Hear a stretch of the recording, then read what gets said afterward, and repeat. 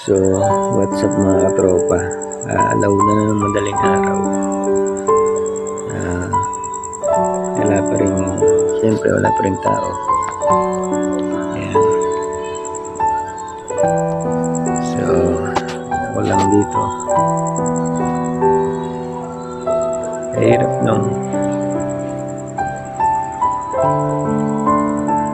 sitwasyon na pupunta ka na hindi mo naman alam kung anong lugar yung pupuntahan mo. Yung susuungin mo kahit gaano kahirap kasi kailangan mo ng trabaho.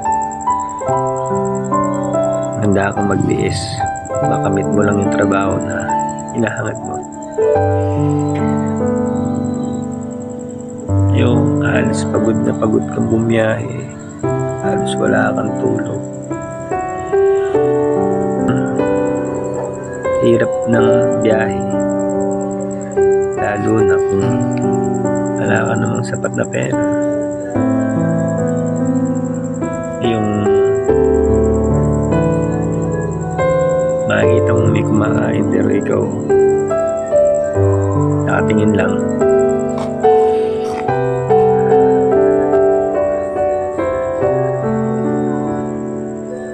Siguro ganun talaga mga katropa.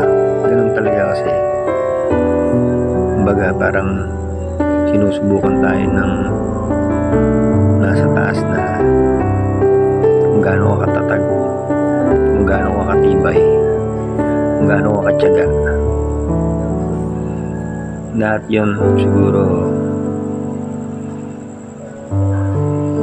pagsubok para makita niya kung deserve ka ba na bigyan ng biyaya ng gantimpala balang araw.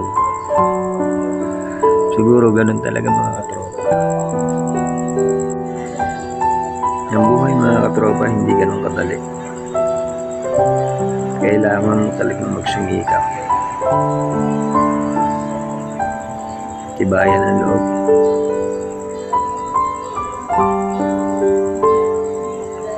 maging matatag para sa kinabukasan ng pamilya mo. Kasi kung wala ka niyan,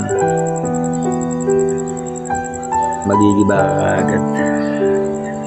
Kung mahina ang pundasyon mo, mawawasak lang ka agad. So, kailangan kung ano yung natatanggap mo araw-araw, ipunin mo, gawin mo motivation, gawin mong experience para pagdating ng panahon magagamit mo naman yun. Magiging madali para sa'yo na lahat ng suliranin at diskarte sa buhay na natutunan mo ma-apply mo.